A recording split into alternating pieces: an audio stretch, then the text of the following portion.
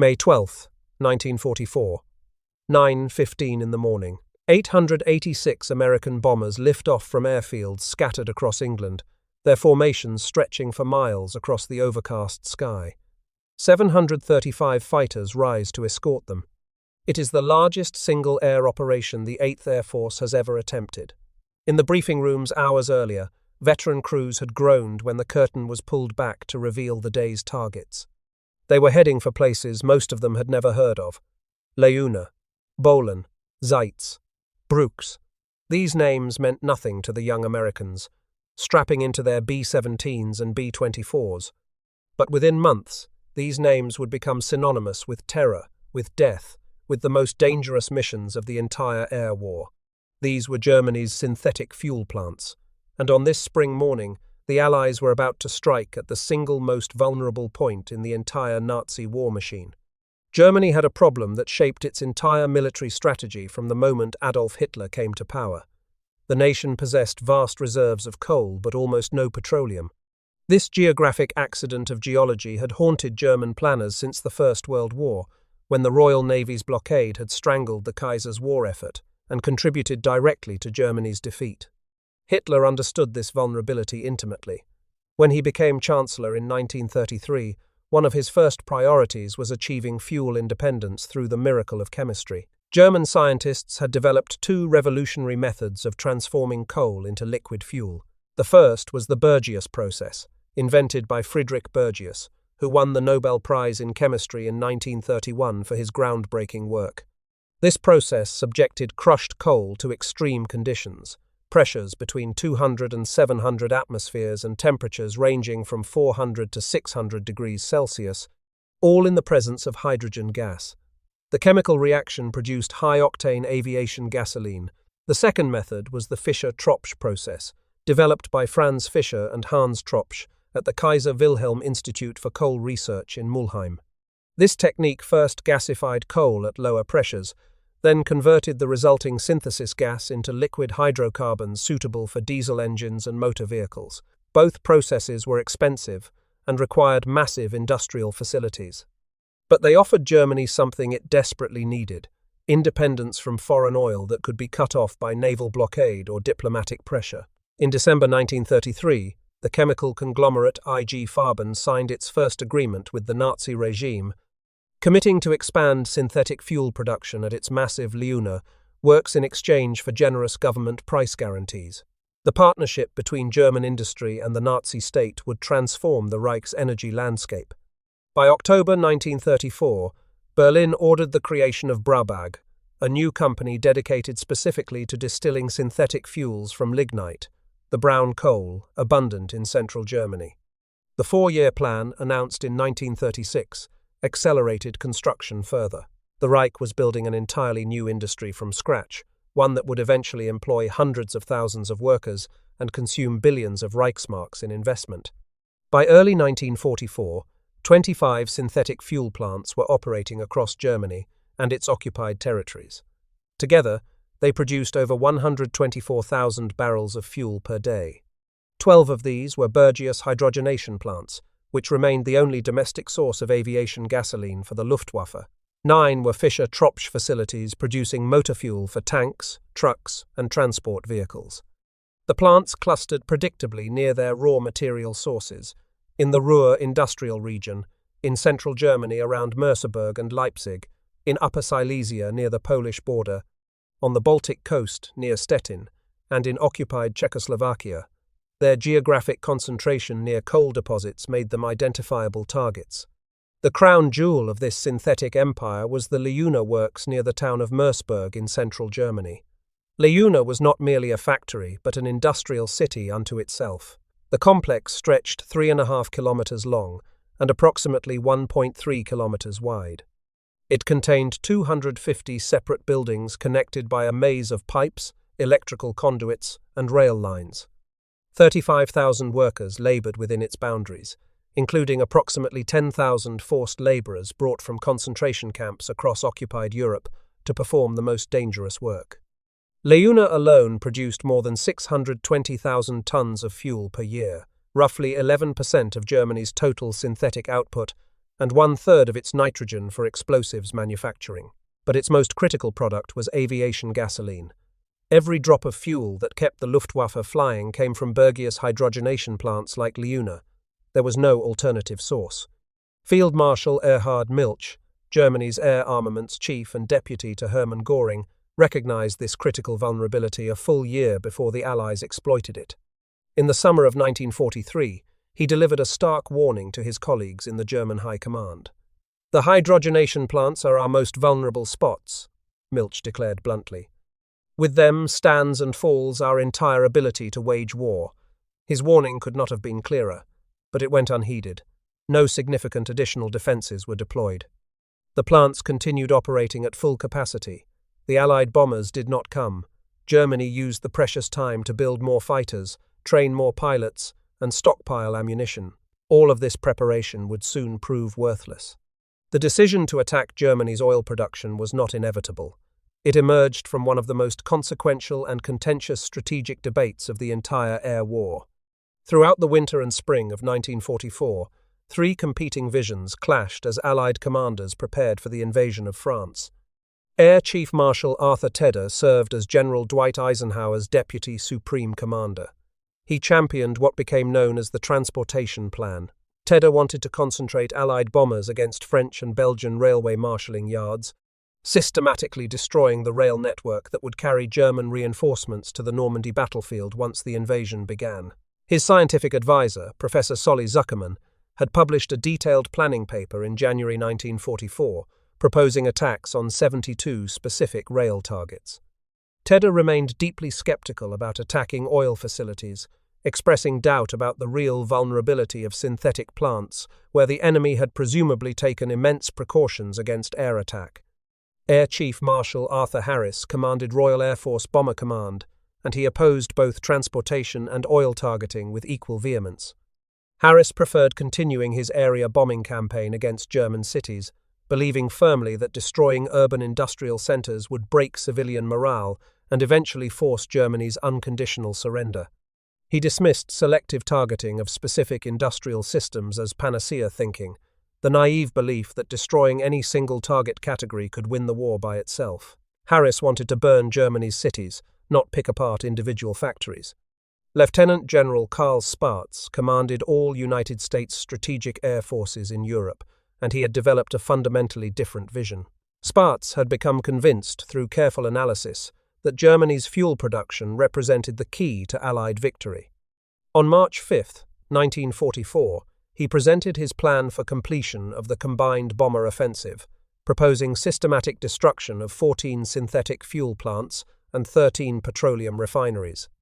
Spaatz estimated that attacking these targets could reduce total Axis oil production by 50%, dropping German fuel availability to 33% below minimum military requirements.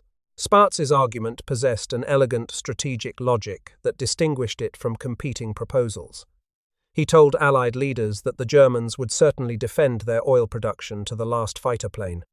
This meant that attacks on fuel facilities would inevitably force the Luftwaffe into decisive air battles over the target areas, achieving the critical pre-invasion objective of air superiority, while simultaneously destroying the very fuel needed to sustain German military resistance.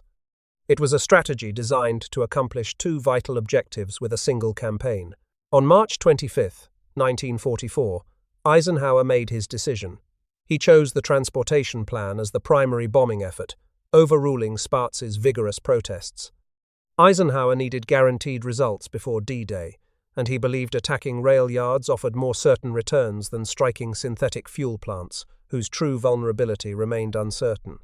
But critically, for the course of the war, Spaatz was permitted to attack oil targets whenever his forces were not required for transportation missions. He exploited this latitude aggressively. On May 1st, Spaatz persuaded Allied commanders that the 15th Air Force, based at airfields around Foggia in southern Italy, possessed sufficient strength to strike both transportation and oil targets simultaneously, without compromising either mission. He obtained specific permission to attack the Romanian oil fields centered around Ploiești. 11 days later, on May 12th, the oil campaign began in earnest over Germany itself. On that fateful spring morning, 326 B-17 Flying Fortress bombers headed for Leuna and nearby Lutskendorf. 224 successfully bombed the main Leuna complex, while 87 struck the smaller Lutskendorf facility. Another powerful force of 295 B-17s flew southeast to Brux in occupied Czechoslovakia, where they encountered the fiercest German resistance of the entire day. The Luftwaffe rose in force to defend these critical targets, recognizing immediately what the Americans were attempting. 41 bombers were shot down over Brux alone in savage air battles. 377 American airmen were listed as missing in action from that single target. 265 B-24 Liberator bombers attacked Zeitz and Bohlen, the Brabag lignite processing plants in central Germany. The escort fighters tangled with German interceptors throughout the long mission. 153 P-38 Lightnings, 201 P-47 Thunderbolts, and 381 P-51 Mustangs engaged the defending Luftwaffe formations. American pilots claimed 61 enemy aircraft destroyed in aerial combat, and several additional planes caught and destroyed on the ground. 7 American fighters failed to return. Total losses for the day reached 46 bombers and 7 fighters, a painful price that represented nearly 5% of the attacking force. But the strategic results justified every sacrifice. The attack on Leuna stopped production completely. Not a single drop of fuel flowed from the massive complex. Albert Speer, Hitler's Minister of Armaments and War Production, grasped the catastrophic significance of the attacks immediately. 1 week later, on May 19, 1944, he met privately with the Führer at the Berghof and delivered a blunt assessment that left no room for optimism. "The enemy has struck us at one of our weakest points," Speer told Hitler directly. "If they persist at it this time, we will soon no longer have any fuel production worth mentioning." He paused before adding a grimly ironic observation. "Our one hope is that the other side has an Air Force General Staff as scatterbrained as ours." 5 days after that meeting, on May 24th, Speer arranged for Hitler to hear directly from petroleum industry experts who understood the technical realities of synthetic fuel production. They confirmed Speer's assessment in the starkest terms, telling the Führer that the situation would become completely hopeless if the Allied airstrikes continued at their current intensity. Decades later, writing his memoirs in Spandau prison, Speer reflected on that moment with stark clarity. "It was on that day," he wrote, "that the technological war was decided. Everything that followed was merely the working out of consequences already determined." The Allies returned to strike the synthetic plants again and again. On May 28th and 29th, 1944, the 8th Air Force dispatched 993 bombers in consecutive maximum effort missions, striking Leuna once more and attacking the massive Politz facility on the Baltic coast near Stettin. German fighters made desperate head-on attacks against the B-24 formations approaching Politz, knowing what was at stake. The 392nd Bomb Group lost 6 aircraft in just 35 minutes of savage combat, as between 75 and 100 German fighters swarmed through the formation. But the bombers kept coming despite the losses. Nothing the Germans did could stop them. The Germans repaired Leuna with extraordinary speed and determination that revealed their desperation. Thousands of workers labored around the clock to restore damaged equipment, working in shifts that never stopped. Within just 10 days of the May 12th attack, the plant was partially operational again. By early July, it had clawed back to approximately 70% of its previous production capacity. This represented the last time Leuna would ever approach such output levels. The respite was temporary. Allied intelligence used reconnaissance photographs to monitor German repair progress with clinical precision. Analysts learned to interpret the visible signs of recovery, the steam plumes rising from cooling towers, the rail cars moving into loading areas, the smoke from operating furnaces.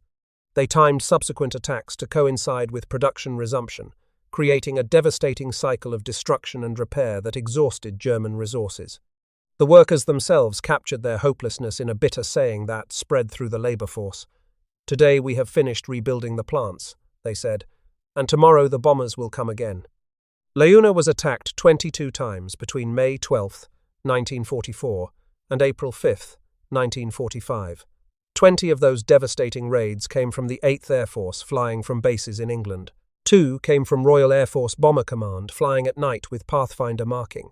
A total of 6,552 bomber sorties dropped 18,328 tons of high explosives on the complex over those 11 months. No other industrial target in Germany received such concentrated attention. Leuna became the most heavily defended industrial facility in all of Europe. The 14th Flak Division, protecting the synthetic complex, grew to include more than 62,000 personnel dedicated solely to anti-aircraft defense. They operated at least 1,788mm and 105mm heavy anti-aircraft guns, arranged in elaborate patterns around the facility. Some batteries were configured in massive formations called gross battery, with up to 36 guns grouped together and capable of laying a pre-arranged box of exploding shells into a specific zone of sky.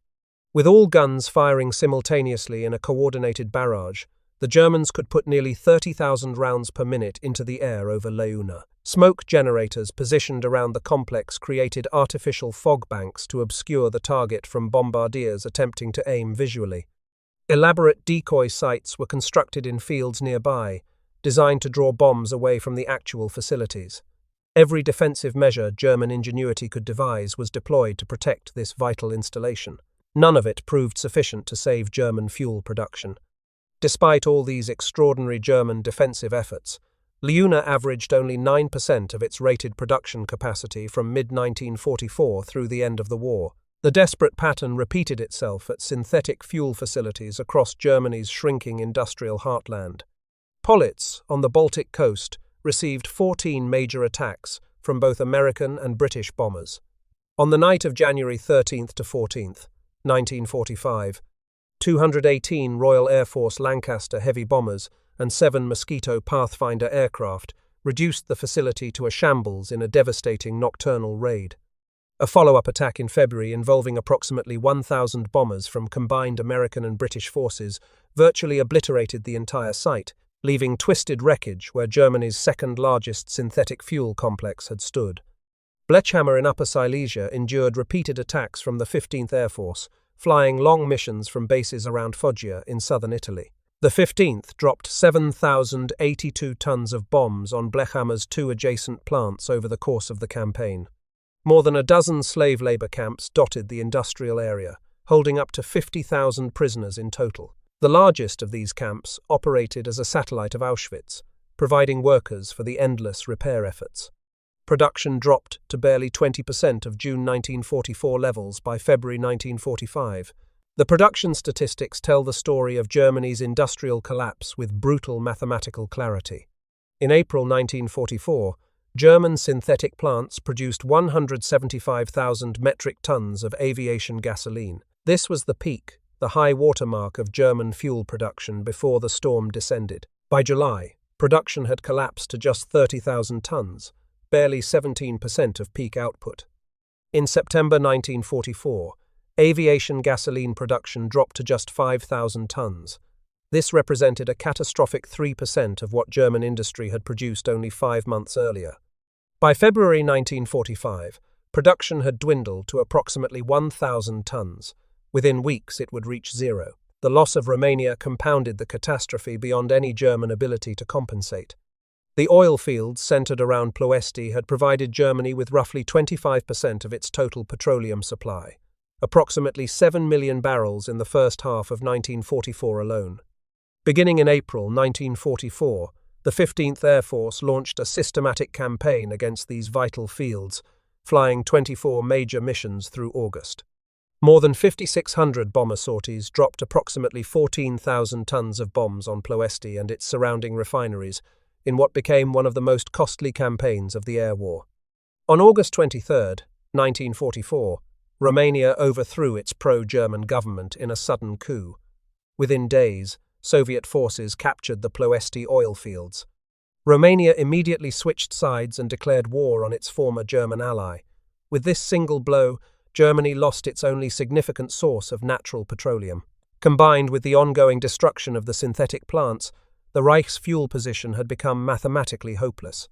Albert Speer documented the accelerating crisis in a series of 5 increasingly desperate memoranda to Hitler between June 1944 and January 1945.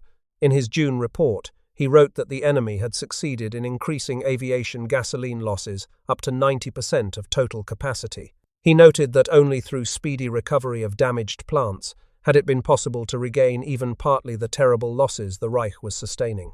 By December, Speer characterized the fuel shortage as nothing less than catastrophic. In March 1945, he wrote bluntly and without diplomatic softening that the German economy was heading for inevitable collapse within 4 to 8 weeks.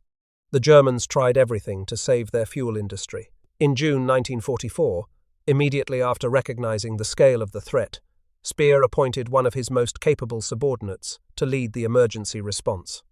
Edmund Geilenberg was a skilled industrial administrator who had previously directed munitions production with notable success. Now he assumed command of up to 350,000 workers, mostly foreign forced laborers and concentration camp prisoners brought to the synthetic plants under armed guard.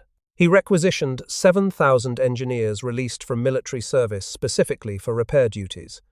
He personally inspected damaged facilities after every major attack, assessing destruction and directing reconstruction priorities. The Geilenberg program implemented rapid repair teams that could restore partial production within days of even heavy attacks. Engineers built hydrogenation fortresses with thick blast walls and reinforced concrete shelters around the most vital machinery. Massive flak concentrations were redeployed from other defensive duties to protect the most critical plants. Minimum gun allocations were ordered in June. Politz received 200 guns, Hamburg received 200, Brooks received 170, Wessling received 150. Gelsenkirchen received 140. Leuna received 120 initially, later increased substantially. Blechhammer received 100. 7 underground hydrogenation plants were planned, facilities that would be completely immune to conventional bombing. The most ambitious was codenamed Cuckoo, a massive facility that would be carved from the interior of the Himmelsberg mountain. Construction began on several of these projects, using concentration camp labor under brutal conditions. None were completed before the war ended. The Geilenberg program achieved partial success in enabling rapid repairs, extending the life of Germany's synthetic fuel industry by months, but it could never overcome the relentless tempo of Allied attacks. Bomber crews had learned to target the plant's vulnerable interconnected systems rather than just individual buildings. Electrical grids, gas mains, water supplies, and cooling systems all proved extremely sensitive to bomb damage. Even explosives that missed individual production buildings still severed the essential connections that kept the entire complex functioning as an integrated system. The oil campaign created a devastating feedback loop that accelerated Germany's defeat with each passing month. As fuel production fell, fewer German fighters could take off to defend the plants against subsequent attacks. With diminished aerial opposition, Allied bombers achieved greater bombing accuracy and successfully destroyed more facilities. This further reduced fuel production, which meant even fewer defending fighters could fly on subsequent raids. Each turn of this vicious cycle tightened the noose around the Reich's neck. By autumn of 1944, the Luftwaffe was operating with only 10% of its minimum required aviation gasoline allocation. Maintenance and testing procedures were drastically curtailed in desperate attempts to conserve fuel for actual combat operations. Training schools, which had always received lowest priority for fuel allocations, were the first to be starved completely dry. The decline in pilot training hours tells the story of an air force bleeding to death from fuel starvation. Before the war, Luftwaffe fighter pilots received approximately 200 to 250 hours of thorough flight training before assignment to operational combat units. This comprehensive preparation produced the skilled aviators who dominated European skies during the conquests of Poland, France, and the early campaigns in Russia. By 1943, training had dropped to 136 hours per pilot as fuel constraints began to bite. By mid-1944, new replacement pilots were arriving at frontline squadrons with only 110 to 120 hours of total flight experience. This included just 15 to 20 hours in the actual fighter type they would fly in combat. By late 1944, training had collapsed to as few as 40 to 60 hours total. For comparison, American pilots received approximately 300 to 400 hours of comprehensive training before combat assignment. Royal Air Force pilots received approximately 350 hours. German replacement pilots were being sent into battle against these experienced opponents with a small fraction of their enemy's preparation. The outcome was predictable. Adolf Galland, Germany's general of fighters and one of the Luftwaffe's greatest aces, observed the tragic results with professional grimness. Most of these pilots were lost during their first 5 flights, he stated flatly. The fuel shortage was not merely grounding aircraft. It was ensuring that even the planes that could still fly were piloted by men barely qualified to take off and land, let alone engage experienced American and British combat veterans in aerial duels. In September 1944, the Luftwaffe's flying training organization received what one historian accurately called its death blow. Elementary schools and specialist training programs across Germany were ordered closed. Experienced instructors were pulled from their training duties and sent to frontline units as replacement pilots themselves. By February 1945, the pilot training system had, to all intents and purposes, ceased to exist as a functioning organization. On D-Day, June 6, 1944, less than 1 month after the oil campaign began in earnest, the Luftwaffe managed only about 300 sorties against the Allied invasion of Normandy. The Allies flew approximately 14,000 sorties that same day. Among the first Luftwaffe fighters to reach the invasion beaches were 2 Fokker-Wulf 190s piloted by Oberstleutnant Josef Priller and his wingman, who made a dramatic strafing pass down the length of Sword Beach before escaping inland. Despite scattered attacks by other German units throughout the day, the contrast in air power was overwhelming. Galland later admitted the truth without evasion. From the very first moment of the invasion, he acknowledged, the Allies possessed absolute air supremacy. The enemy, our own troops, and the civilian population all asked the same question: where is the Luftwaffe? The fuel crisis found its most bitter and ironic expression in Germany's revolutionary jet aircraft program. These machines represented the most advanced aviation technology anywhere in the world. Properly deployed in sufficient numbers, they might have swept Allied bomber formations from German skies. Instead, they became monuments to the futility of technological superiority without the resources to exploit it. On May 22, 1943, Adolf Galland had travelled to the Messerschmitt factory at Augsburg to test fly the revolutionary Me-262 jet fighter. He described the experience afterward in almost mystical terms, recalling that it felt as though angels were pushing. The aircraft was truly revolutionary in its performance. It could reach speeds of 540 miles per hour in level flight, approximately 100 miles per hour faster than any Allied fighter in service. Armed with 4 30mm cannons, and later supplemented with 24 unguided rockets, a single Me-262 could devastate an entire formation of B-17 bombers in a matter of seconds. Galland immediately recognized the jet's decisive potential and advocated passionately for maximum production. He calculated that with just 300 of these revolutionary aircraft, Germany could shoot down a minimum of 200 Allied bombers on any given day that weather permitted operations. This was not fantasy or wishful thinking. The Me-262's overwhelming speed advantage was so great that conventional propeller-driven Allied fighters could barely engage it in combat. German industry responded with remarkable determination to the jet fighter program. By April 1945, more than 1,400 Me-262s had rolled off production lines, many from underground factories immune to bombing. Underground facilities were producing 450 additional fuselages per month by the war's final weeks. Yet at any given time, rarely were more than 100 to 200 jets actually operational. The maximum daily sortie rate across the entire jet fighter force rarely exceeded 55 aircraft, and even this modest number was achieved only once. The largest jet fighter formation assembled during the entire war launched on April 10, 1945. It consisted of just 55 Me-262s sent against more than 2,000 American bombers and their fighter escorts. Despite the jet's extraordinary performance, 55 aircraft attacking 2,000 represented a pinprick against a tidal wave.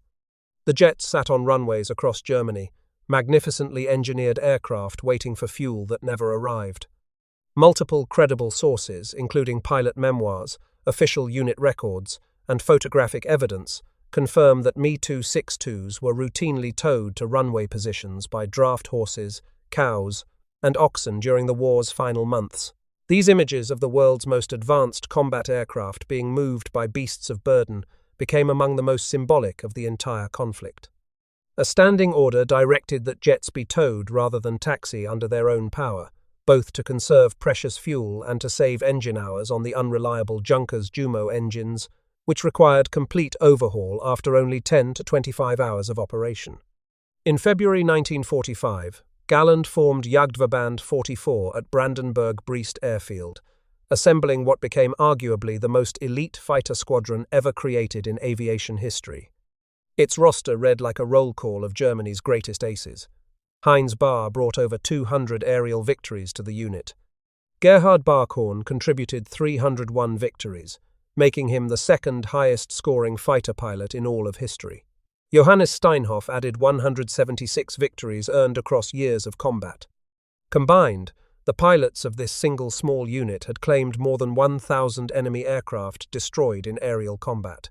The bitter irony of Jagdverband 44 was inescapable. These legendary pilots were available to Galland precisely because their previous units had been permanently grounded by lack of fuel. The fuel crisis that made jet fighters desperately necessary simultaneously made them impossible to operate effectively. The unit's founding authorization specified just 16 operational Me-262 jets and 15 pilots. Even this modest allotment could rarely be maintained. The unit typically flew only a handful of sorties per mission, despite possessing the finest pilots and most advanced fighter aircraft in the world.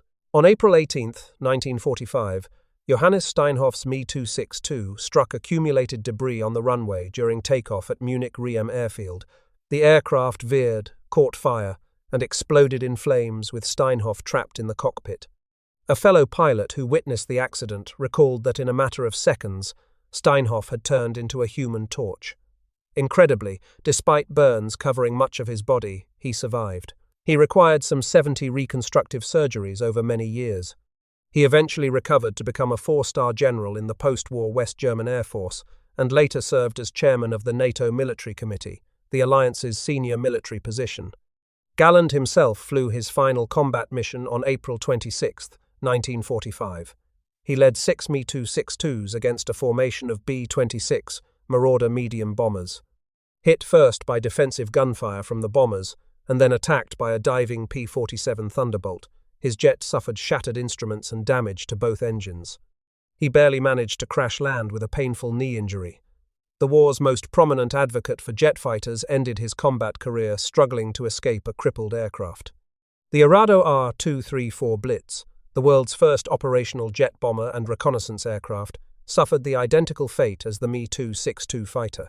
German factories produced 274 of these advanced aircraft, yet by April 10, 1945, only 38 remained in operational service.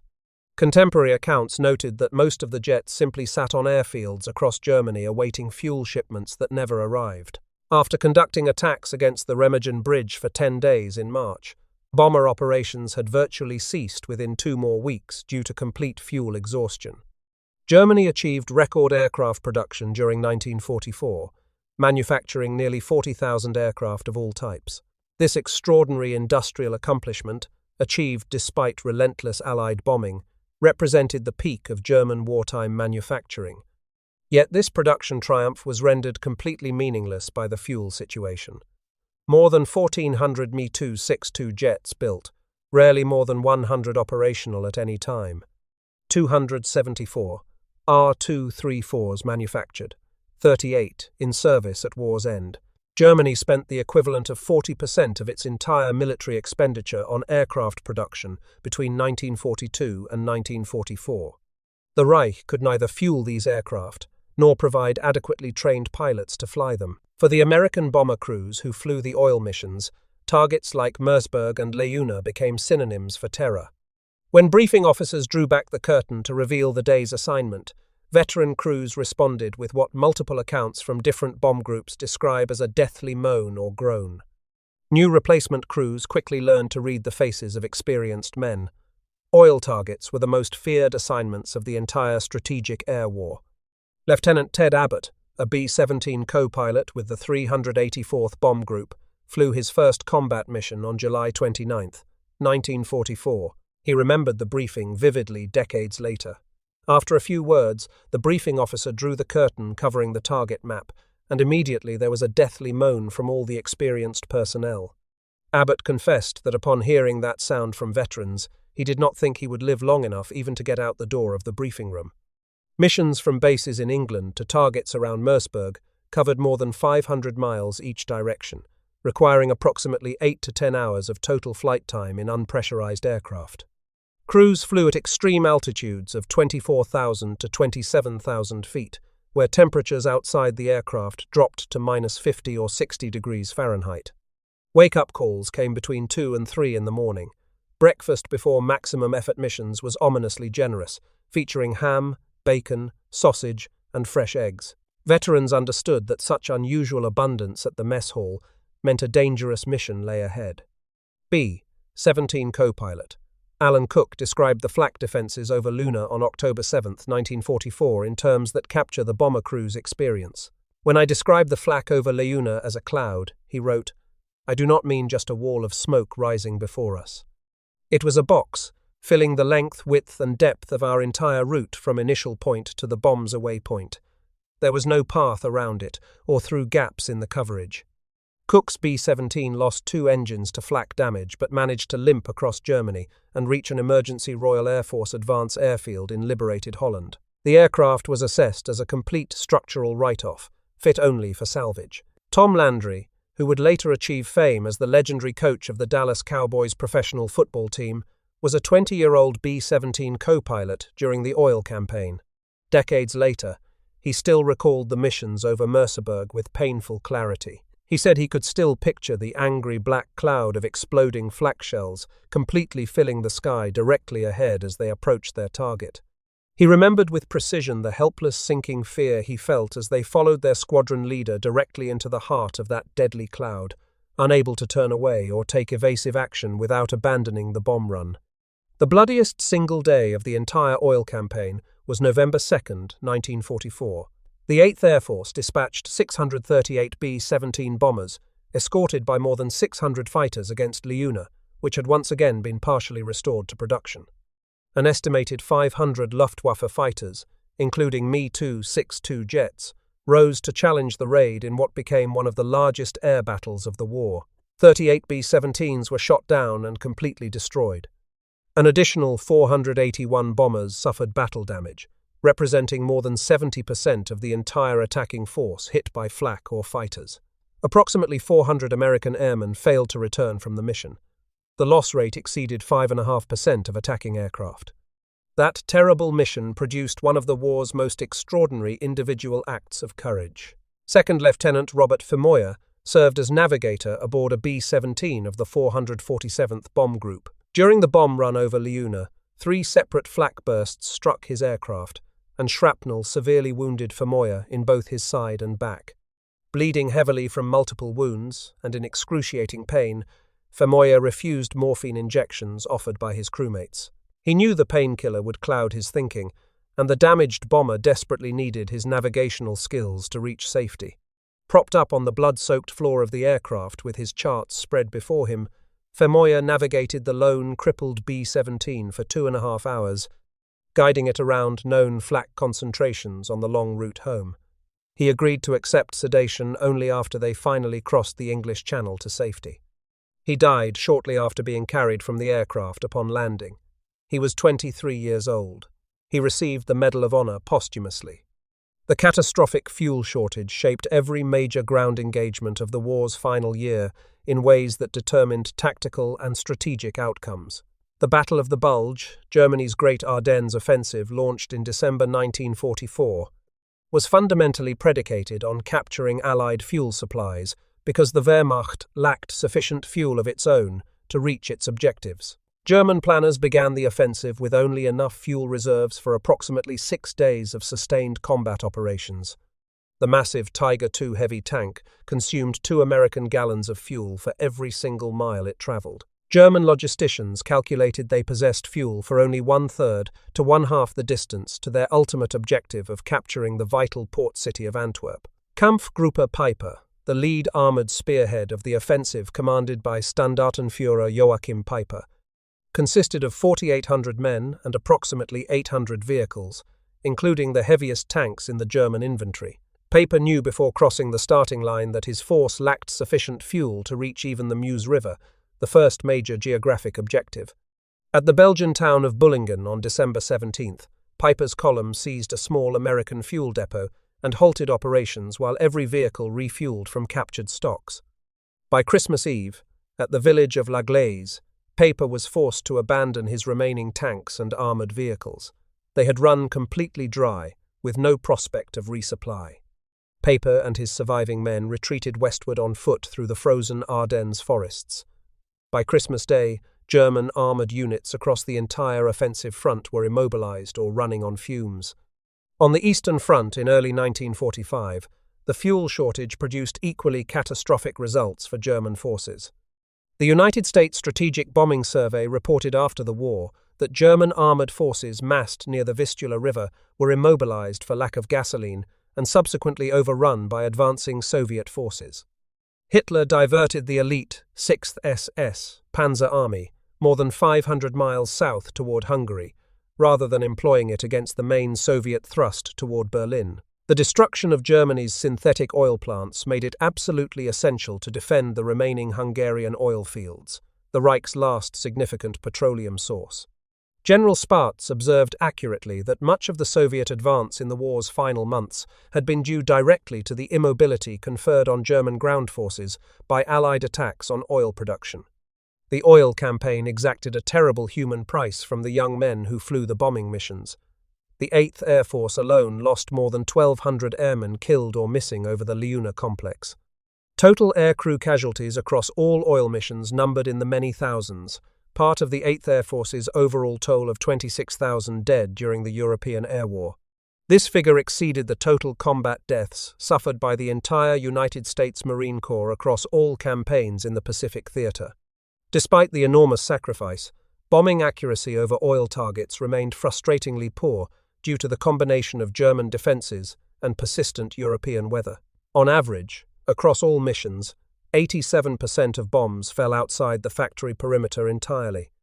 American daylight precision bombing achieved only 26% accuracy within factory boundaries under ideal clear weather conditions.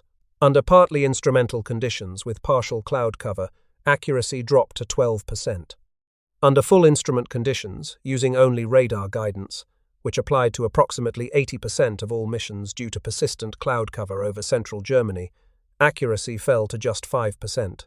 Royal Air Force night bombing, using Pathfinder marking aircraft, achieved approximately 16% accuracy within factory boundaries. Yet the campaign ultimately succeeded through sheer persistence and the cumulative weight of repeated attacks. The synthetic fuel plants required all their interconnected systems operating simultaneously to produce any output at all. Electrical grids, gas mains, water supplies, steam systems, and cooling circuits all proved extremely sensitive to bomb damage. Speer himself acknowledged this vulnerability, noting that even near misses destroyed the connections between facilities. Bombs that missed individual production buildings still severed the essential arteries that kept the entire complex functioning as an integrated whole. Each raid, regardless of accuracy, degraded the system further. The United States Strategic Bombing Survey concluded, after comprehensive post-war investigation, that the oil campaign heavily contributed to the collapse of the Third Reich, and that Allied air power had been decisive in the war in Western Europe. The survey documented precisely that from May 1944 onward, German fuel consumption exceeded remaining production capacity.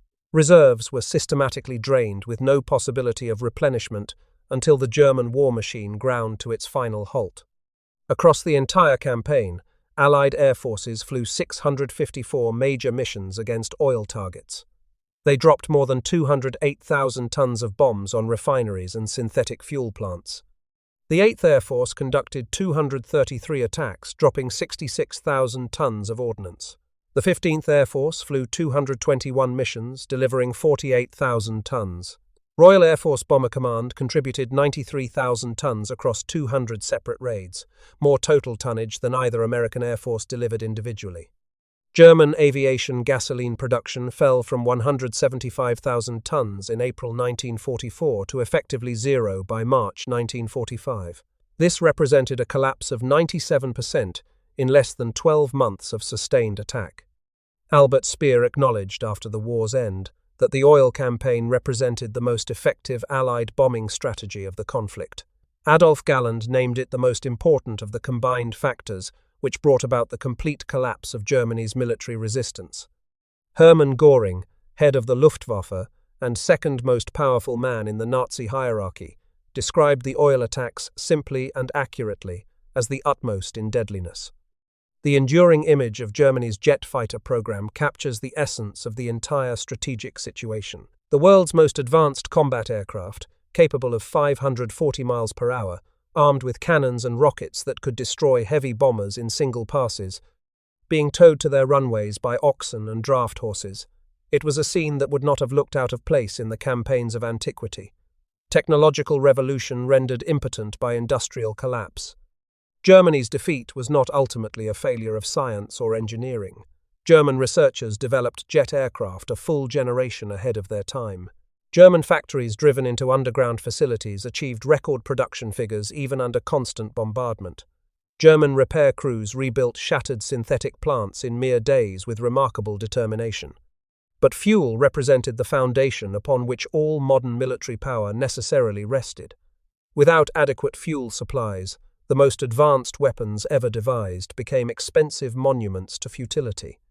Every tank, every aircraft, every vehicle required fuel to function.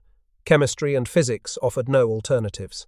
Karl Spaatz understood this fundamental truth before any other senior Allied commander fully grasped its implications. His persistent advocacy for the oil plan, overcoming initial resistance from Tedder, ongoing opposition from Harris, and initial skepticism from Eisenhower himself, represents one of the single most consequential strategic decisions of the entire Second World War. The oil campaign ultimately consumed approximately 11% of total American strategic bombing effort in the European theater. It produced strategic returns far exceeding that proportional investment, arguably shortening the war by many months. The brave young men who flew through the deadly black clouds of anti-aircraft fire over Merseburg and Leuna paid an enormous price to validate this strategic insight. They flew repeatedly into the most concentrated anti-aircraft defenses ever assembled in military history. They watched friends and fellow crewmen die in burning aircraft falling from formation around them. They returned to these terrible targets again and again despite their justified terror until the synthetic plants finally fell permanently silent. Their sacrifice shortened the war and saved countless lives that would have been lost in additional months of ground combat. It rendered Germany's technological advantages in jet aircraft and advanced weapons completely meaningless. It permanently grounded the most experienced air force in the world. When the last bombs fell on Leuna in early April 1945, the plant was reduced to a twisted maze of shattered pipes and demolished equipment. The workers who had rebuilt it so many times finally stood down for the last time. The German military that had conquered most of Europe in less than 2 years could no longer move its tanks or fly its remaining aircraft. The wonder weapons sat useless on their runways, towed into position by animals because there was no fuel remaining even to taxi. The fuel tanks across the Reich stood empty. The war was over.